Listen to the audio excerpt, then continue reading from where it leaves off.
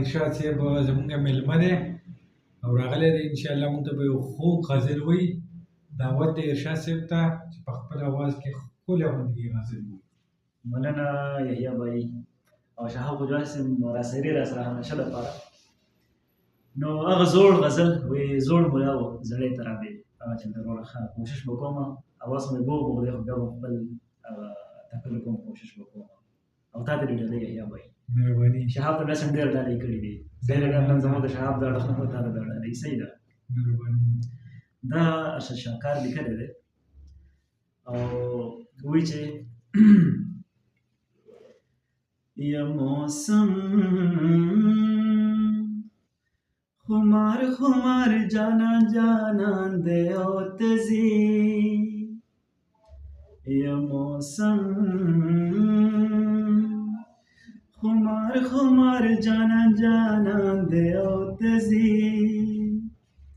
اتیار دا خوش لار دا باران دے او تزی باران دے او تزی یا موسم خمار خمار جانان جانان دے او تزی. او بل شعر دی چې تپوس در نسو کو نکړي پلار زما د حال پلار زما د حال تپوس در نسو کو نکړي پلار زما د حال پلار زما د حال پلاس کې در سره زما ګریوان دی او تزي پلاس کې در سره زما ګریوان دی او تزي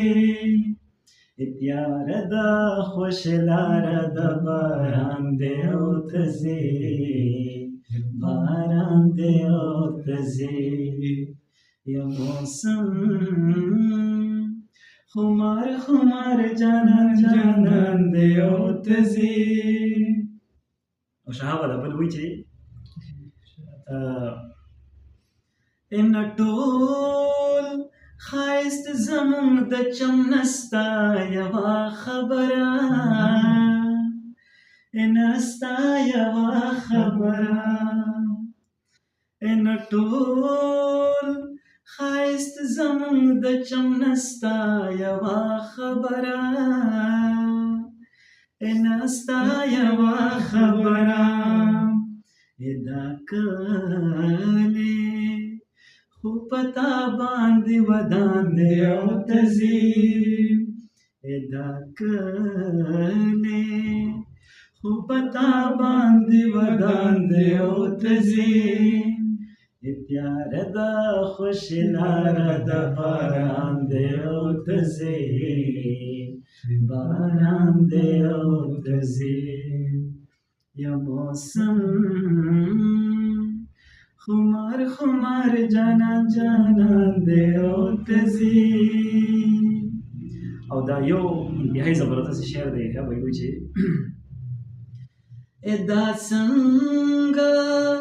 خفه کېږي ته په ټول انسانیت ته په ټول انسانیت دا څنګه خفه کېږي ته په ټول انسانیت ته په ټول انسانیت نیمګړی او بې له تانه یو انسان دی او ته ځې نیمګړی او بې له تانه یو انسان دی او ته ځې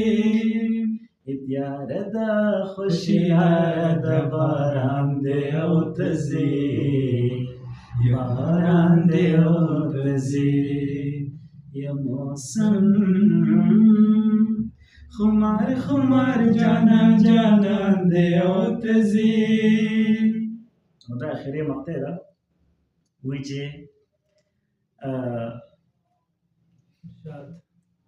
غزیرم دیگه خطا شو انسان دی ښه خپوی چې مې ګران دی د ارشد نه بغیر ژوند د ارشد نه بغیر ژوند د ارشد د شاعر دی ښه خپوی چې مې ګران دی د ارشد نه بغیر ژوند د ارشد نه بغیر ژوند خپوی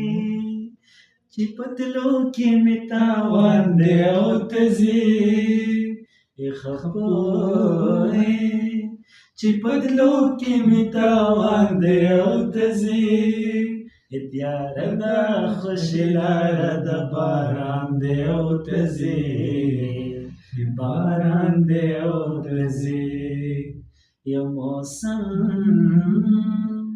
خمار خمار جانان جانان دی او تزي بس ده ارشاد ډیره مننه مهرباني جی